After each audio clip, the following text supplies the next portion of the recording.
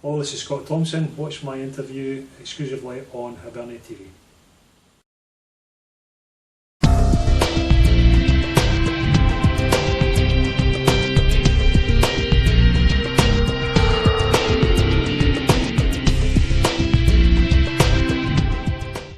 Scott, thanks for joining us here on HibernianTV. You've been associated with the club for a few years now. How did the move to Hibernian originally come about?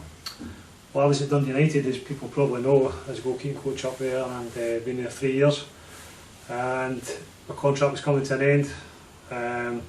Craig Levine, the manager at the time, decided he wanted to go down the route of a player coach. So that was kind of the end of that. So I came away from Dundee United. Had a couple of options, one to go down south, one to go to Hibs, and obviously the Hibs one was the biggest pull, obviously being a Hibs fan, and to go back to a club where you always wanted to play for but never got a chance, but to go and coach was a great opportunity. You mentioned there that you're a lifelong supporter of the club. What were your first ever memories of following Hibs? Just really, I can remember my first game was a game against Clydebank, a Christmas time game, about 1976, round about that sort of time.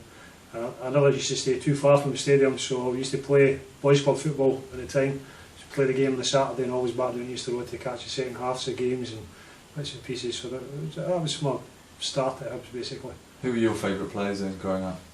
I used to probably around about the George Best time. That was when I just sort of got an interest in Hibs and started following them. And probably there was players at that time like Jackie McNamara, and there was Tony Higgins, and Arthur Duncan was coming to the end of his career. Players like Jim MacArthur and goals, Mike McDonald. They were the first two keepers that I used to go and watch at Hibs as well. Did you go to the 1979 final then? Did you? I never went. No, I never went to the final. The first final I went to was the League Cup against Northumberland. That was the first final I went to. And obviously you ended up playing for Dunfermline and for Wraith Rovers. Just focusing, if we can, then on your day-to-day duties as goalkeeper coach. It is a highly specialised position. What exactly do you do on the training pitch? Basically, I've got the run for all the goalkeepers at Hibs, from academy level right through from under 9s right up to the first team level. So basically it's structuring their training, especially the academy level. So technique wise, they get to know the bases of their goalkeeping, bring them through from different age groups all the way through to obviously when they come full time. That's the hardest part. The ones I work with day to day with on a full time level, you see them day in, day out, hours on end, so you get to know them, get to know their strengths or weaknesses, and then you've got to try and build in programmes to improve them. Each goalkeeper I work with has got different strengths, different weaknesses, so basically it's working in things into their day-to-day training that will improve them and hopefully take them to the next level.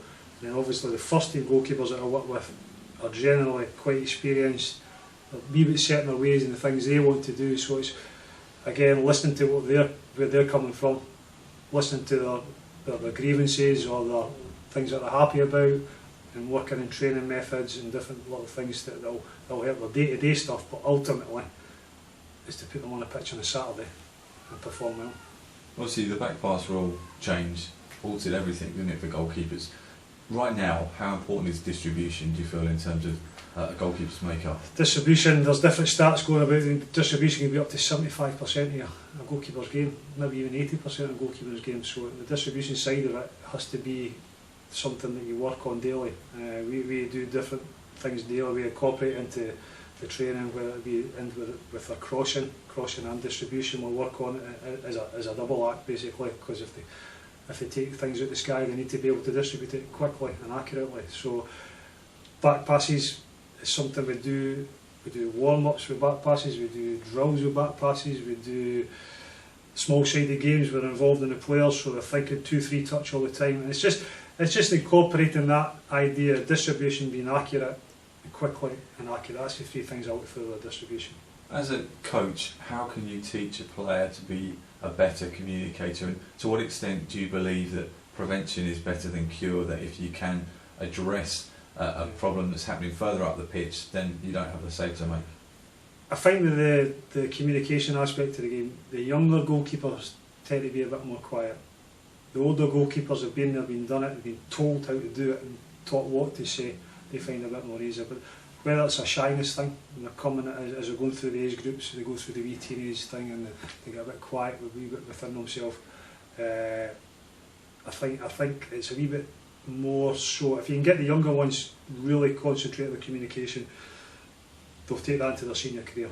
The senior ones, it's just a case of tidying up a little bit, whether to shout quicker, whether to shout the right things at the right times, their organisation in terms of maybe organising a set play, when to do it, how to organise, how quickly they need to do it as well, you know. But ultimately, if they can build a rapport up with certainly with their two central defenders, it makes a big difference.